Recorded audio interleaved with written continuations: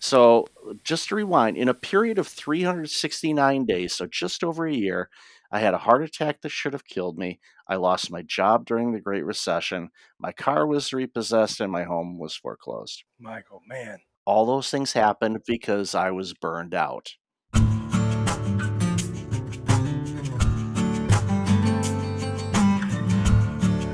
Hey, everybody, and welcome to the Slow Smoke Business Podcast. I'm your host again, Jarrod Morgan. And today we're going to be talking burnouts with my new friend, Michael Levitt. Welcome to the show, Michael. Great to be with you, Jarrod. We're going to be talking burnout and hopefully not burning something on the grill. So today, I'm actually going with charcoal pellets in the grill. We do a pellet grill here. Don't come at me if you're a barbecue purist. But man, I got something pretty good to go on the grill, Michael. I don't know. Do you grill ever? Do you ever do any like grilling out in the backyard? Definitely, whenever I get a chance to. I split my time from in San Diego and Toronto, and the Toronto condo, I don't have an outside grill, but in San Diego, I do. So I have ways, and of course, there's a campground not too far from me. So it's like when I'm ready to grill, I get the old camping grill, and we go crazy, and we cook up all kinds of good stuff. Dude, San Diego and Toronto, two places that definitely do not suck, right? I both of those cities are incredible, and so I'm jealous that you split time between those two. Yeah, it's a fun opportunity. I'm a dual citizen, so I like to Wow. say I can vote and screw up two countries, but then I stop there. I don't tell people who I vote for because half of them will hate me. So I want everybody to at least acknowledge me. So Yeah. I understand the differences between all the sides, and there's more in common than there isn't. But unfortunately, right now everything's so polarized that there's everybody is either one way or the other on it. And I think we got to find some more common ground areas. Let's get this meat on the grill. So today we have a cornbread stuffed. Come on, you know, Oh boy, bacon wrap. Come on, somebody. Pork tenderloin, there you and go. we hit it with some nice barbecue rub. And this, man, you can't. It's hard to screw up a pork tenderloin, which is good for me. So I've got my probe in there. Keep an eye on it. So the differences between Canada and U.S. I'm always like super curious about that. But let's talk politics and let's don't go into like sides or whatever. But Sure. American politics seems wildly fractured right now Right. and really, really at odds. Is that you see a parallel in Canada, or is it a little more civilized? We are definitely seeing that a lot more. Years and years ago, I worked for a software company, and the owners were Canadian, and they had immigrated to the United States, and they were U.S. citizens and all of that, and they were explaining to me because I was in the process, or in Canada they say process, but I was in the process of immigrating to Canada with my first wife, and they were kind of explaining to me, it's like, okay, let's give you the inside information on Canada. I'm like, okay, well, this is coming from Canadians, so I'm going to listen. And they said when it came to like initiatives and politics and movements and a variety of other things, Canada tends to be anywhere from 10 to 20 years behind the United States on those initiatives to take hold. Now, with the internet and social media and all of that, I've noticed, because I've been here since 2004, I've noticed that time frame has shrunk tremendously. Interesting. It's almost instantaneous. The political divide that we have in Canada is very similar to the U.S. Not quite as, let's say, I want to say vulgar, maybe, but it's getting there. There's some angst building up, and I think a lot of that has to do with everything else that's transpired over the last few years with pandemic, lockdowns. Now we have inflation, supply chain issues. There's the conflict in the Ukraine and uncertainty about that and everything else that's going on in the world. Just people seem to be a little bit on edge and they're stressed. And if you have prolonged stress, that's what turns into burnout. So, just how people are living is creating a lot of issues for a lot of people, and that's why we're seeing these burnout numbers that we're seeing pretty much everywhere we look. You touched on it there. Let's dive into it. I mean, burnout. You referred to yourself as a chief burnout officer. So is that a title you earned, or is that a title you gave yourself? Or The answer is yes. Earned it because I've been doing burnout work for a long time, had my own personal journey with burnout, and the title came to me in the shower where a lot of great ideas will come. So I always tell people, keep a notepad, one of those, washable type of things. Piece of paper is going to get wet and it's going to disintegrate, but have a, washable marker or something in your shower. So if an idea comes in, you can write it down pretty quickly and go back to it later. But yeah, it's been some work that I've been doing. I launched the organization officially in 2016, but my burnout journey was back in 2007 to 2009, and nearly lost everything, including my life, because of it. And after basically rebuilding myself, and before I continue, I always want to frame this: okay, 99.9% people that are burning out do not need to reinvent their life. okay, Okay, a lot of people are interesting. afraid because they hear my story and they go, "I don't wanna do that. I don't wanna change everything about my life." In my case, I needed to, but the majority of people don't. They just have to make a couple adjustments here and there. Can I stop you before you go much Of further course, into it? What would you define burnout is? burnout is prolonged stress. It's when you're overwhelmed with life, when you can't meet the demands of life, you're fatigued, you're just dull is a great way to put it. I'm not saying boring. I'm just saying you're just kind of numb and just dulled down from all the things that are going on in your life. And you're just so overwhelmed that you're basically frozen. And all of a sudden, you start getting irritated at things you shouldn't really get irritated about. You quit doing things in life you're doing. So, for example, you could be in a situation where if you're really burned out, you're like, you know what? I don't feel like grilling anymore. I'm just going to order in.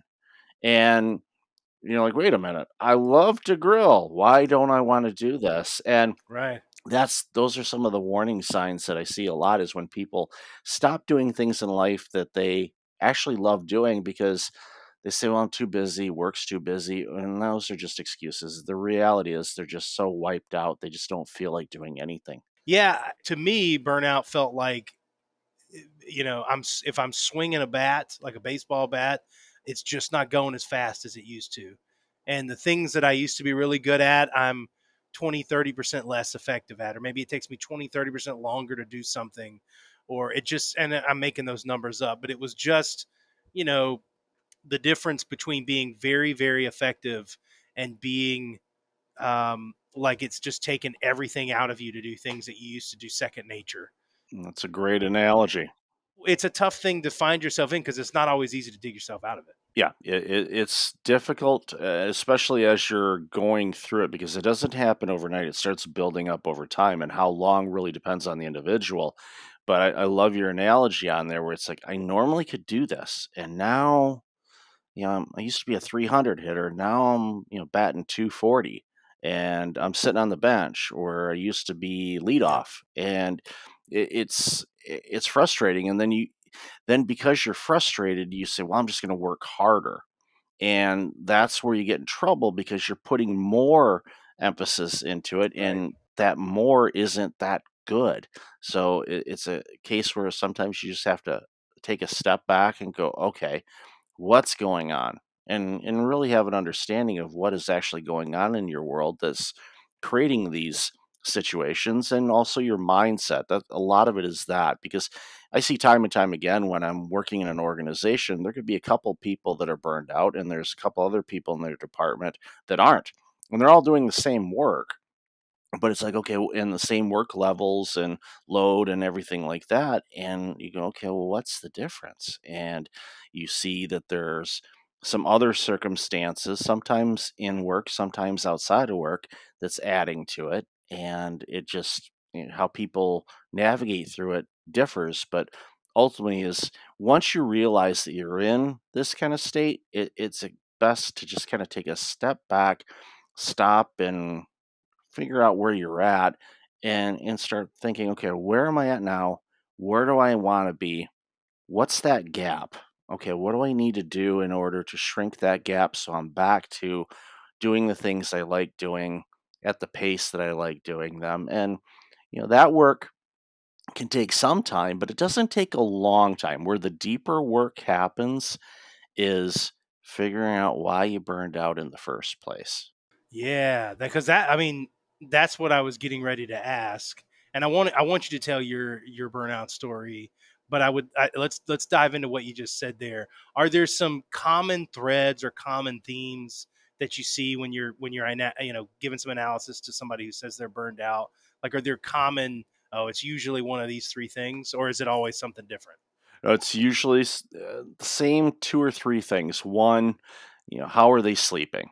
Are they getting good sleep or are they tossing and turning all the Oh, time? And how long has their sleep been problematic? Because when we sleep and we get good deep sleep, that's when our body is repairing the damage that we do to ourselves on a daily basis. All the stress, the fatigue, the foods we eat, the air we breathe, the water we drink, all those things have an impact. And of course, the information that we consume. And that has been, and especially in recent memory, a lot of the information we consume, unfortunately, is negative. Doesn't matter what you watch, there's just a lot of negativity going on. right. So we consume that, and it's like consuming bad food. Eventually, it's going to take a toll on you. So what happens is you're not getting good sleep, so you're not repairing that damage that the stress did to you today. So what happens is you're going into tomorrow and you're carrying yesterday's baggage of stress.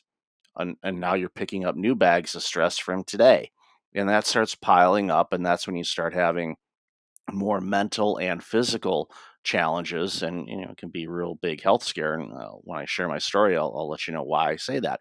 So that sleep is definitely one thing. Another one is when you're working longer hours, and a lot of people, entrepreneurs, business owners, they work long hours, but what happens is they start taking shortcuts and not taking breaks. They're not getting away from the work. They're constantly going. So what they're doing, and a lot of times, is their nutrition choices aren't that good, which again has an impact on your sleep because if you're eating foods that are quote unquote bad for you, your digestive system has to work overtime to try to work through that because it's in a way kind of a poison or a toxin to your body. And everybody's different. And yeah, I had a food intolerance test done a couple of years ago, and I was alarmed at the foods that I actually have an intolerance to. So I started phasing those out of my diet, and it improved my sleep because the foods I do eat that are good for me, literally, they work right through. There's no problem. So just understanding what foods are good for you because that helps with your energy, it keeps your levels right, and all of that good stuff. And then finally, a thing I see a lot too is it's a combination of forgetfulness, you're in a fog, you're in a daze, you're not seeing things clearly. Going back to your analogy of, your batting average is down 30 points. The bat's not swinging as fast. You're also not seeing that ball as clearly as you did before. And when you're fatigued and stressed and burned out, your cognitive abilities get impacted. So that means you're not able to process information or problem solve as quick as you used to, which gets you irritated and frustrated because you're mad. You're like, you should be able to do this. Why can't I do this today?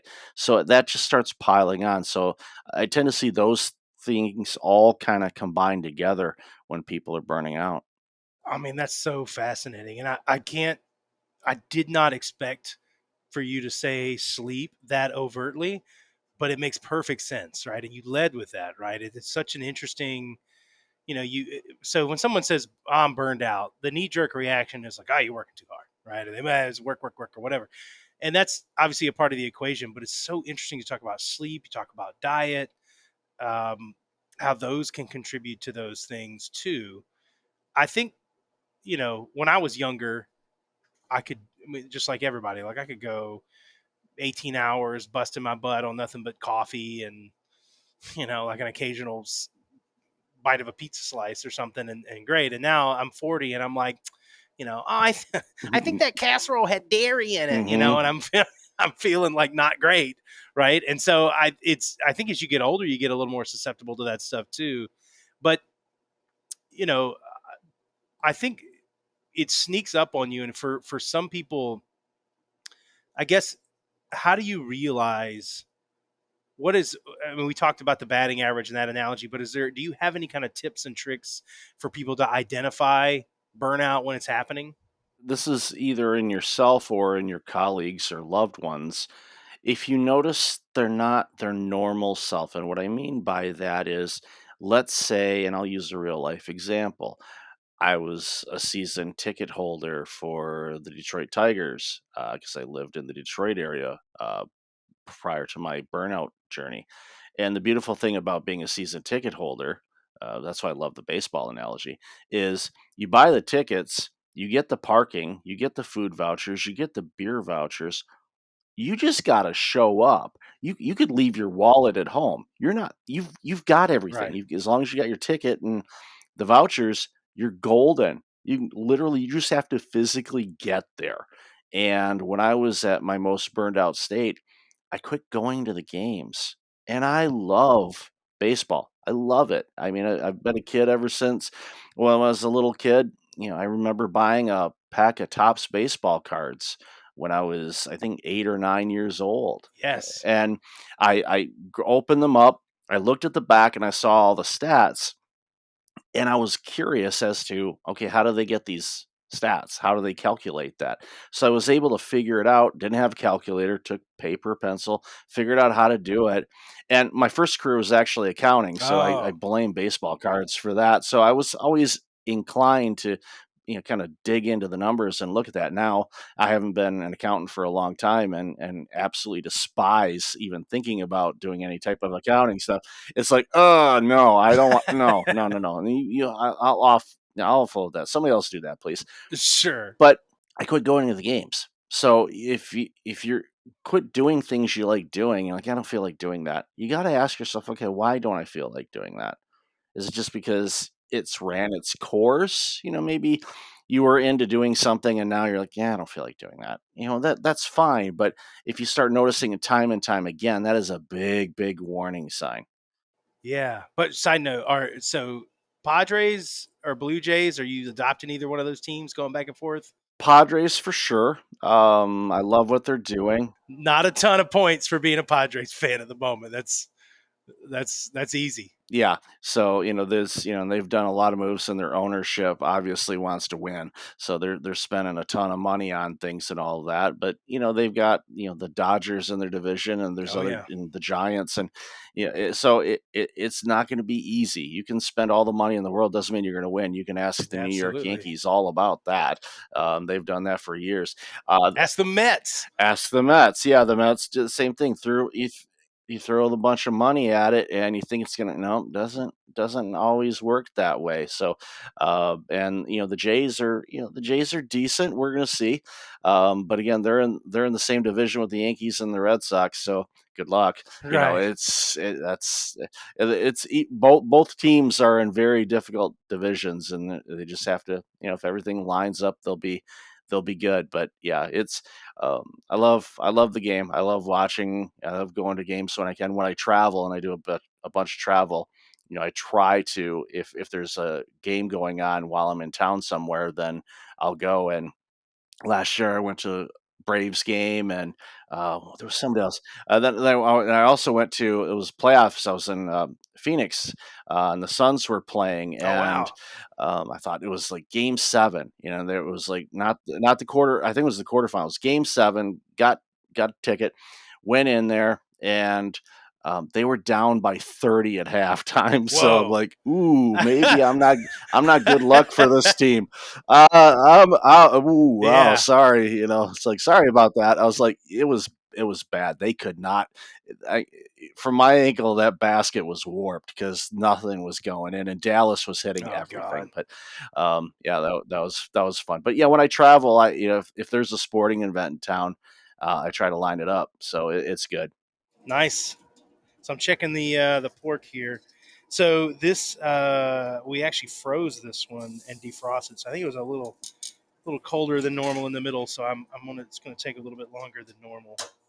That's okay. We got time. Okay, Michael. So let's talk about your burnout story. So And it sounds like it kind of winds into some pretty serious territory. So, yeah, it does, and there are times where I look back at it and I go, "Wow," and I lived it. It was my life, but I still kind of look at it from a distance now, and where I am today and who I am today. I look and go, "Ooh, wow." So back in 2007, I was hired as a new healthcare executive for a startup healthcare clinic just outside of Windsor, Ontario, Canada. That location is important later on in the story. But this was the first time that I'd ever worked in healthcare. I never worked in healthcare before. I had a lot of startup experience, but I never worked in healthcare. So I had a big learning curve. I had to learn everything there was to know about running a medical clinic, recruiting physicians, hiring staff, navigating, ordering all the medical equipment. I had no idea what an autoclave was. I'm like, "Oh, and why is it $4,000?" So there, I call it the very expensive dishwasher. It's basically a machine that sterilizes the medical utensils, like the scissors and scalpels and things like that. But at that time it was over $4,000. I'm like, the old accountant in me went, "Wow, that's a little pricey." But having said that, if you're being operated on, I think you want the utensils to be sterile, so it Yes. makes sense. At least I do. But so basically, I was in all of that, and in Canada, the healthcare system is funded by the government. So instead of the insurance companies and all of that, and private and pay out of pocket type of things, it's funded by the government here. So dealing with the government, that alone can give you a lot of headaches and challenges, and it's very stressful. So for a period of 2 years, from 2007 to 2009, I was pretty much working from 6 a.m. to 11 p.m. 7 days a week. Wow. Even though I was an employee and not the owner of this clinic, I treated it and I went into it type A personality, wanted to prove a point that, I just basically said, "This is my company and I'm going to do whatever it takes to run it." So I put in all those long hours. I didn't delegate very well. I was just going at it full steam. So that all came to a crashing halt in May of 2009. So I'll paint the story for you. Monday morning, was out, or excuse me, Monday evening after work, was mowing my lawn, and I had an electric lawnmower because gas prices were crazy then, and didn't have a huge lawn, so I was like, "Hey, you know what? Why don't we just use this electric mower?" So I picked up a used one, and really, really bulky, really, really hard to turn. So I'm mowing the front lawn, and I get one row done. I turn the lawnmower to start mowing the next row, and I felt this really sharp pain in the center of my chest, Oh wow. and it hurt. It hurt so bad that I couldn't finish mowing the lawn because again, that lawnmower was hard to turn. So I figured, okay, I twisted myself and pulled a muscle pretty bad. So got the lawnmower, at least in the backyard, went inside, took some pain medication. The pain went away unless I lifted something up with my right arm. Now I'm left-handed, so I don't typically lift a lot with my right arm. I do more now. I've tried to, it's like, use both appendages. They're here. You might as well put one to work. So, but back then I didn't really lift a whole lot with my right arm. So never really noticed anything. So fast forward to Thursday night of that week, went out to dinner at a local restaurant. They had an all you could eat special. Okay. I took them up on it. Okay. And it was a bunch of fried goodness. You had burgers, you had steaks, you had chicken, you had fish. And it was like this big deal because I think it was their anniversary, if I remember correctly. So all you can eat special, I think it was 35 or $40, which is like, that's not going to be a good steak, but it was actually not bad. But I was surprised. I'm thinking this is going to be, do you remember Steakums? Do you remember the Steakums sandwiches? Like paper wafer thin steaks. Yeah, exactly. They were tasty. I mean, not Yeah. top quality, but yeah, they was there. I was expecting that, but it was couple grades above that. So I ate all of that stuff, and of course washed it down with a bunch of adult beverages. So I had a great night. So I got home, went to bed. Couple hours later, I woke up, and that pain that I had on Monday night was back, but it was at least 100 times worse. It literally felt like an elephant was stepping on my chest. So I thought to myself, okay, the indigestion has arrived. Oh no. And I went, okay, because that's what I Yeah. figured. I'm like, oh, this is great.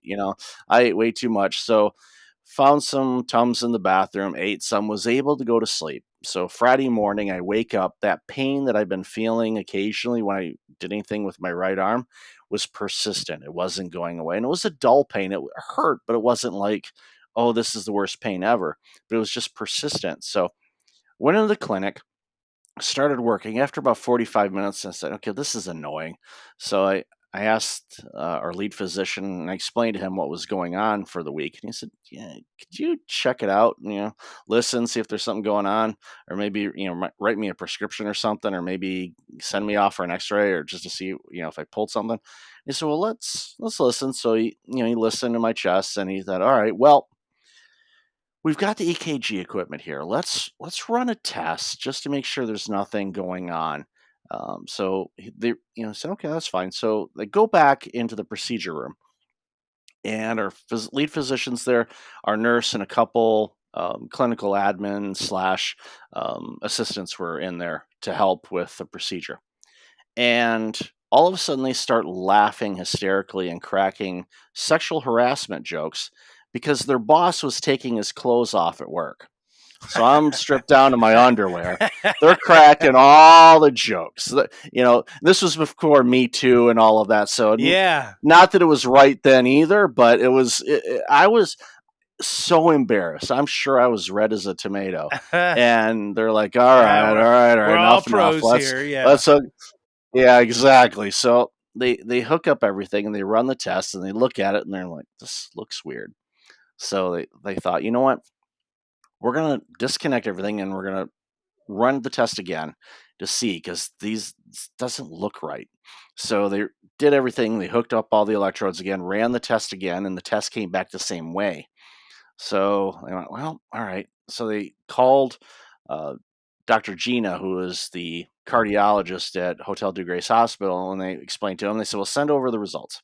So they sent over the results, and 5 minutes later, Dr. Gina calls back to the clinic and says, tell Michael to get his butt to the hospital right now, and he cannot drive here. So basically, what had happened is I had a pretty significant heart attack that Thursday evening. Oh no. Or I had two clogs or two blockages in my left anterior descending artery.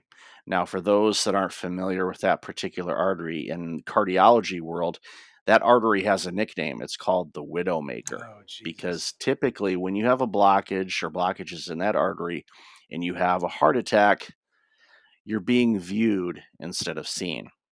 Whew. And I was very, very, very, very fortunate to be alive, even to the point where when Dr. Morrissey, the cardiologist that did the surgical procedure to put the stents in that artery, when I met him a few days later to do the procedure, he comes into the room. My former wife and my mom are on my right side, and he comes in the left. Doesn't say good morning, doesn't say anything. He just looks at the paper, leans into me, and goes, you should be dead right now. Oh my Now, gosh. mom and my former wife are crying like crazy right now. And I laugh at him and I go, you skipped bedside manner class in college, didn't you? And he laughed. I laughed. They're crying. They're like mad at me because I'm making jokes. I'm like, what else am I going to do? Yeah, it's like, pfft. So he said, all right, we're going to go in. Probably gonna just need a couple stents and we'll get you out of here. So they put in the stents and away you go. So I'm on medical leave for about 3 months. And after I am cleared by the doctor to go back to work, my employer decided they didn't want me back. So they let me go. Oh wow. So here I am, fresh off a heart attack, and then I'm now out of a job in Windsor, across the border from Detroit, Michigan.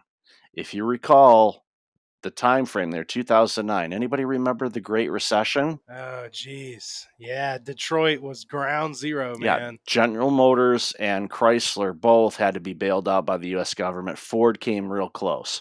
And so in that area, it's definitely controlled by the auto industry. So when the auto industry is not doing well, nobody's doing well. So there was no jobs to be found. I went on interviews here and there, but couldn't find anything. So and that's how I ended up being in Toronto. Was it's the closest place I could find anything. Because I looked in Chicago, I looked in Detroit, I looked in Windsor, I looked everywhere, and was finally able to find a role in Toronto. And moved up here. I was commuting on the weekends back, as we had not found a place for the family to live yet in Toronto.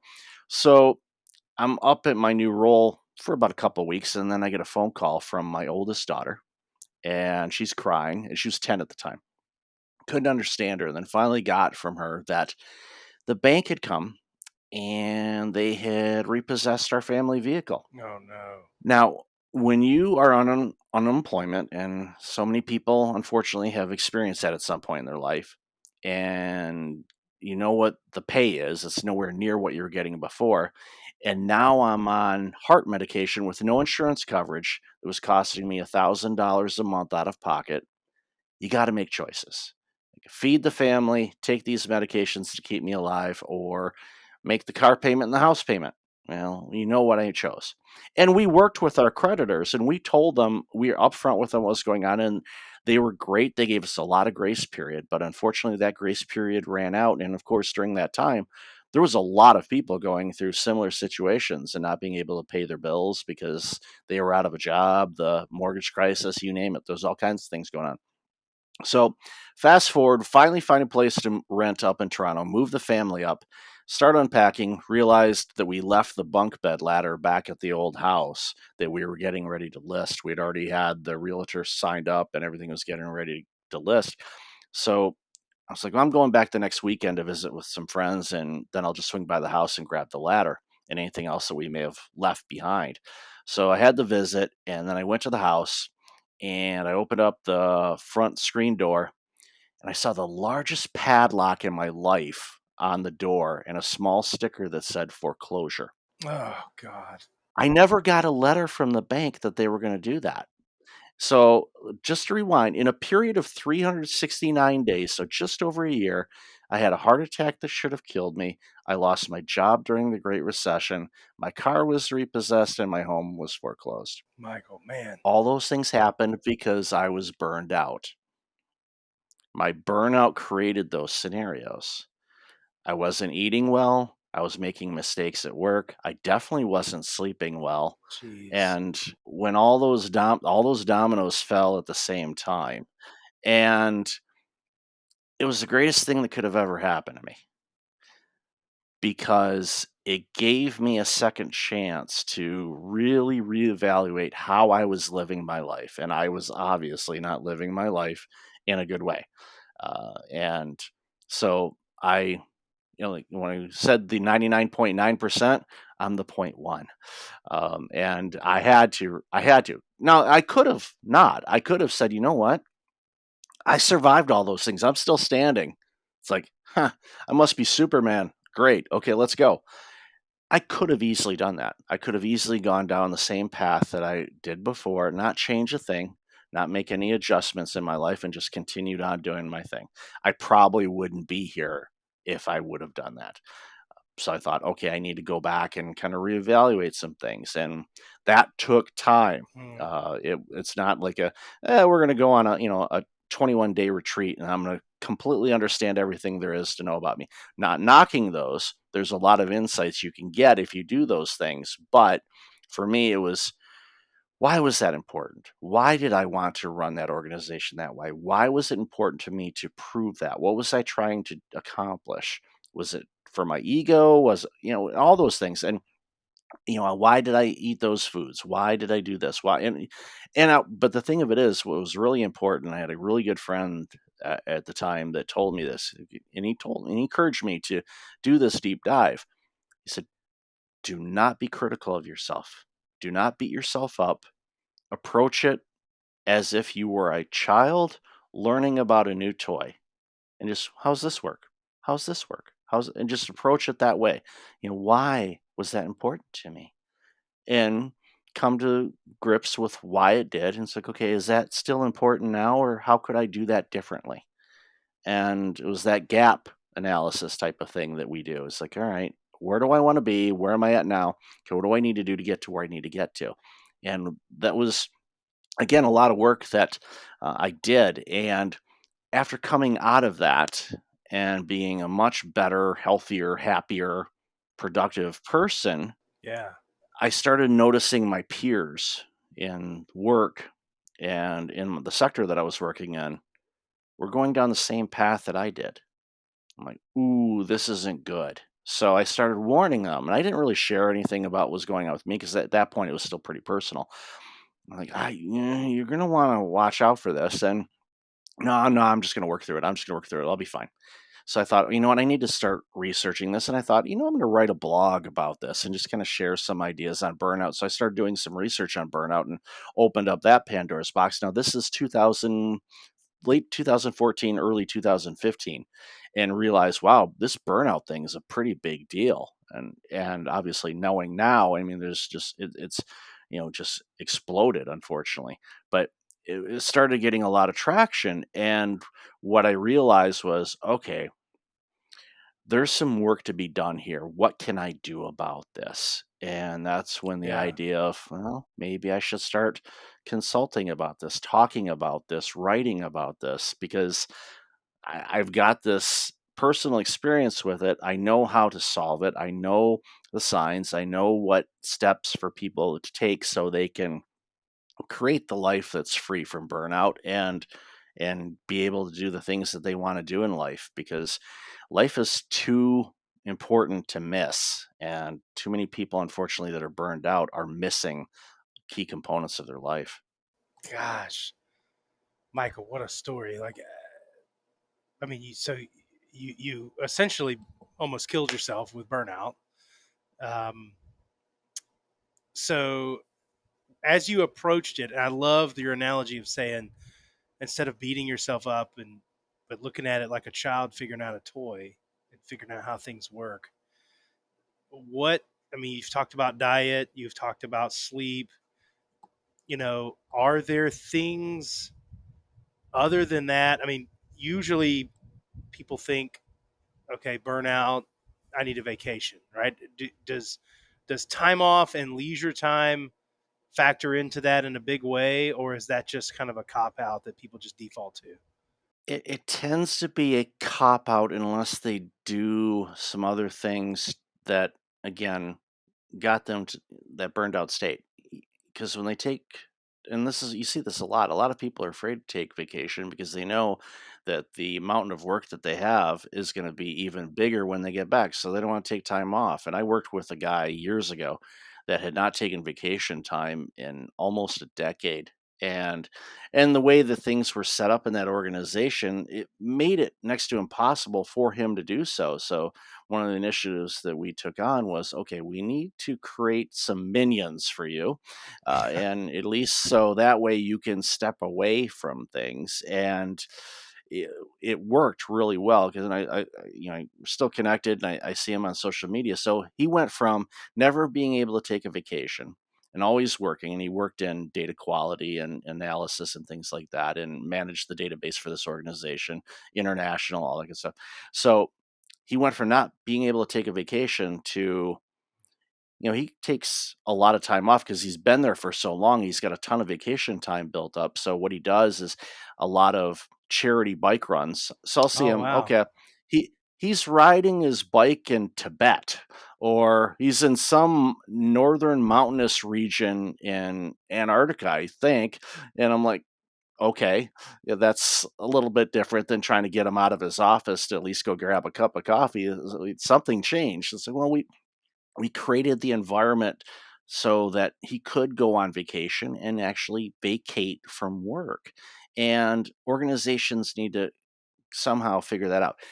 Back during the Great Recession, this is when it really started becoming a problem, and organizations have never really rebounded from this. Is the people that didn't get let go, were fortunate enough to quote unquote keep their job. And then, of course, they had to, for a short period of time, do the work of the people that, were let go. Yeah, pick up the slack. Exactly. Right. It tripled. Work tripled. Yeah. And guess what? The bottom line, like, hey, well, we're getting work done with less people. Oh yeah. Why would we hire more people? And we see it time and time again, and in all kinds of organizations, publicly traded ones to small mom and pop shops. They're like, no, we're just going to limp along. And what's happening? That's why you're starting to see the great resignation and quiet quitting and all the other things that we're hearing about is people. And the pandemic was a Kickstarter for it for sure. And although it was building up before that, people are like, no, I'm not going to do that anymore. My job description says this. That's what I'm doing.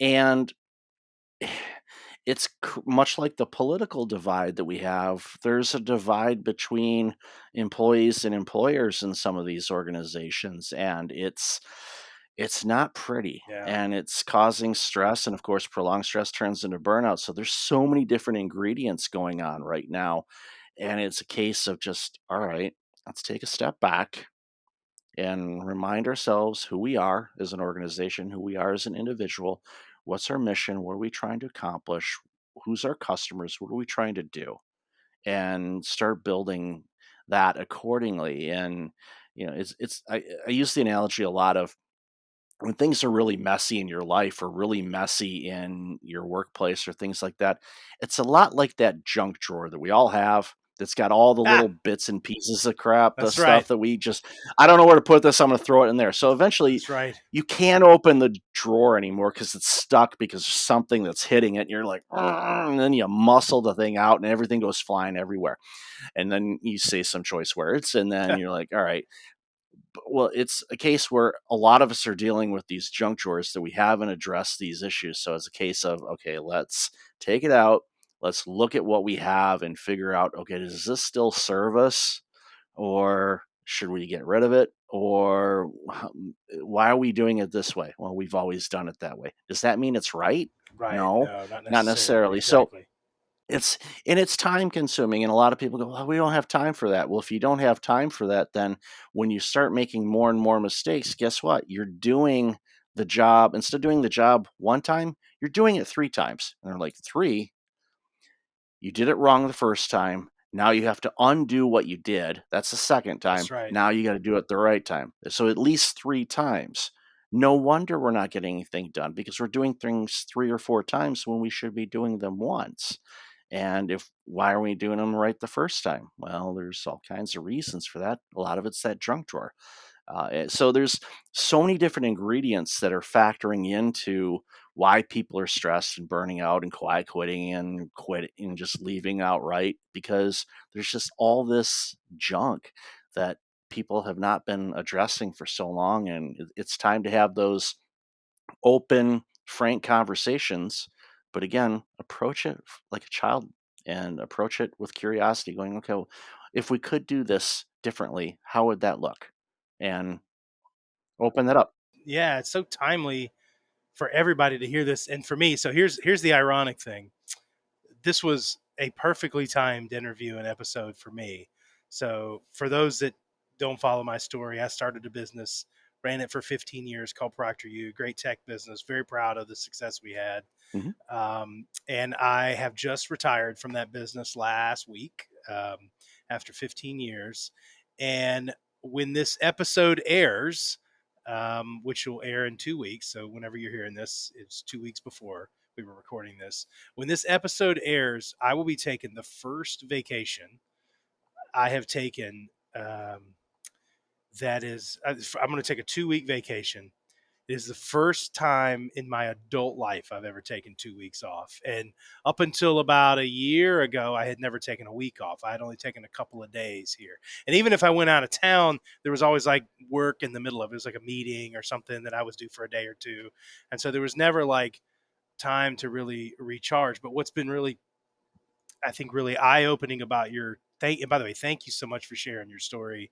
It's very personal, but very I don't know a person that could listen to that and not get like a visceral reaction to that story. But what's so great about your story is it kind of reminds me that, this 2 week vacation isn't just about me going somewhere cool with my wife or, getting some things done around the house. It's time for me to kind of take stock of, what's my diet look like, and like, what's sleep look like, and what kind of healthy habits do I need to bring back into my life, Mhm. so that I can ensure that I've got gas in the tank to keep going so that we don't get in this. It's not realistic to think that you can take 2 week vacations all the time, but it is realistic to think that you can get a good night's sleep most nights, right? I think that's Yeah, something well within your control. yeah, definitely. And I always tell people that are ambitious to make some improvements in their life. Take that 2 week vacation. And when thoughts, because a lot of times people say, okay, I'm going to take a 2 week vacation. Okay, you're going somewhere, you're going to do sightseeing, things like that. Be present. So if Yeah, you're if you're in a museum or you're backpacking somewhere, whatever you're doing, be present. Yeah, the mind's going to go, yeah, I should do this. Well, you know what?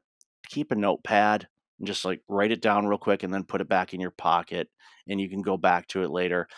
Don't try to change everything at once. Figure out, okay, what's the low lying fruit? Okay, what can I say, I'm going to do this. So like for people that are like, I want to start an exercise regime. Okay, well just start walking. Go walk for 5 minutes. And then next week try 6 or 7. Go slow. Don't try to say, you know what, I'm going to go from this and I'm going to run a marathon. Well, that's great, but in all likelihood, you're not going to be ready to do that. You got to build it up. It's habit forming. It's going to take time, and there's going to be setbacks. You're going to go, I'm going to eat healthier and all that stuff, and then next thing you know, you're going to smell something like I'm going to cook that tonight, and you're like, okay, healthy is in the eye of the beholder. But again, going back to that food intolerance test, yeah, those foods, those grains and other things that you're putting into that pork loin or something might be exactly what your body needs for its energy and all that other stuff, the proteins and carbs and all the other stuff. Your body needs those things. So yeah. yeah, it's but it's just approach it slow, and write it down, the things you want to do, but don't say, okay, I'm gonna get all this done by August. No. I always tell people, especially when they do goal planning or year end planning or things like that, it's like, okay, if you want to go and list all these things, that's awesome. But you're going to take a separate sheet and you're going to say, okay, for 20, let's say we're going to do an exercise for 2024. And you said, I'm going to do all these things. I'm going to say, okay, take another sheet and write down 2024 goals. I want you to write down 2 of those things, just 2. Don't go anymore. 2. Because if you look at that list, you're like, I'm never going to be able to do it. You pick on 1 or 2, yeah, you might be able to implement some things. Start small and then you'll get momentum and then it'll become part of your DNA, part of your habit to just, okay, I'm going to improve some things. I want to learn something new, or I want to do something differently, or I want to learn. I mean, you on the barbecue, like, you know what, there's a, a course or this executive chef that's somewhere that is, award winning barbecue. I want to learn from them. And you invest the money and you go and you study under them and you learn some new techniques and you're like, never thought about that. It's like, even it's like, okay, I turn it, have the pork loin at a 75-degree angle instead of a 90-degree angle, and it will cook more. Whatever. I'm just pulling stuff on my butt, but yeah, at the end of the day, I know there's certain things that, it's like, oh, and so it's like little techniques, like, okay, yeah, use this type of paring knife for this instead of this, or okay, when you run into this is so these little things, all of a sudden you're like, great. And then that's when the creative juices start coming in. So, you know what, I'm going to try this instead of that and see how that turns out. And like when you're cooking a dish, like, I'm going to try this. You got me thinking about the pork loin. Let's take a look at it while we're here. There you go. Speaking of creative juices, uh, Yep. by the way, I love talking about healthy eating, and then like a jackass coming over here and looking at my bacon wrapped pork loin that I'm doing on this show. You need proteins. Life is about balance, right? I did work out really Exactly. hard this morning, so Well, there you go. You you that's the you you plan. you now you need to replenish that energy that you burned That's off. right. So it's like, okay, I got, because otherwise it's like then you're like, yeah, okay, I did this and I had nothing but kale salads, and I literally, and I saw this, literally an email came across, because again I used to work in healthcare, so occasionally I still get some healthcare related things, and there was some study, and I didn't see where it was from, so don't quote me on this, but there was some concerns on keto-like diets, and they're noticing some increases in heart disease related issues, and you're like, Oh, okay. So obviously that's going to be dug into. And that came from a medical journal. It wasn't, Yahoo News or something like right, that. It was right. something not knocking Yahoo News, but it was from, medical journals. They tend to cite all the things and before they publish it. So it's like, well, that's interesting because, there's people who think, well, I only need to eat this and this. It boils down to we need all kinds of different nutrients, and finding out the ones that work best for us means our body will process all that stuff a lot easier, and we'll feel better and we'll have the energy. And when you have the energy and you feel good, that's when you do good. That's when you work well. That's when you get creative. That's when you're sitting and going, my next adventure, like you retired, That's right. but you're thinking, you know what? I want to use this thing between my ears, but what do I want to do? And when you're rested and you feel good, creativity is there, and then you'll come up with some ideas, and you can try it. It may go well, it may not. You won't know if you don't go. And that's the key thing, is just when people are burned out, they don't want to go. The creativity dies, and then they could die, or they have, hopefully they never go through anything like I did, but unfortunately a lot of people do. But what bothers me most about burnout, obviously from my own personal journey, I never want to go through it again, but what bothers me the most is it robs society of people being able to create great things that you and I consume and buy and use. So somebody that could be, burned out right now, if they weren't, could create the next great whatever that would make a tremendous impact on our lives and our ability to do things, but we may not get it because they're burned out and they stop short and they don't do it. And that's the thing that just bothers me more than anything. It's like I don't want people burning out. I hate it. I mean, I think everybody fights it, right? I mean, if you're trying to do something great, this is always going to be a boogeyman in the closet coming after you, and that's why I think this message resonates so much, and why I was so excited to talk to you, Michael. If somebody wants to hear more about this or your story, where can they find you? Best place to go is breakfastleadership.com. It's got a ton of links at the top. My podcast, links to some online courses. I'm building out more, so there's going to be a lot more content coming on that. I've got a bunch of books online. There's some free resources as well on the website. Just go down the rabbit hole of it, breakfastleadership.com. And there's also a contact me section on there. So if someone has a question or comment or a filthy remark, they can send me a message there. Well, in the pre-show, what my dog calls me. So, Yeah. uh, so Hey, what's the name of your podcast, by the way? the Breakfast Leadership Show. I figure keep it all consistent. Keep it all So consistent. So, and very successful, by the way. Apparently, that podcast is. I've been at it since 2017, and it boggles my mind that I've been at it since 2017. But I have, and I've interviewed some amazing human beings and some great stories, and I grow from it. And you know that Oh too. yeah. When you have guests on the show, and you're like, wow, that was a great conversation about all kinds of things. So I love the medium. It's great. It educates people, and you can pick and choose, what you want to listen to, which is great. And it's I'm still having a blast with it. You have any tips for an idiot backyard podcaster like myself? Just continue having fun with it. Don't overload yourself with too many interviews at once. And, just, be confident, because the fact that you're out there sharing messages and informing people is something that is so desperately needed in this world of all the negativity, all the sensational stuff. And I'm not going to go into any details on any of it, but we all know what it is, Yeah. whether it's Hollywood type, this person's doing this or that, or the political landscape and all of that. Having shows like yours that are out there that obviously you're making some tasty food, and also having a conversation. What that does is for the listener, and I'm obviously listen, is it's as if we're just sitting in the backyard and we're having conversation about stuff. And I think that's the format. And I that's how I do my show. Just having a conversation about things, and it brings people in, and they just okay, and they consume what they want to, and they get the nuggets, and hopefully there's a nugget or two that they like, and not the chicken nugget that was in the back seat of the minivan for 3 years. Don't. It's well preserved. I wouldn't eat it, but it's preserved. Man, it's been a joy to have you on this show. Thank you so much. Your Thank you. message is so important. My pleasure. And I really hope this episode reaches a lot of people, because it's really important to talk about this. I know I get on the show and yuck a lot, but like, I really believe that's a story that people need to hear. I think to your point earlier, what would society look like if we had everybody operating at a higher level because they were rested and they were taking care of themselves?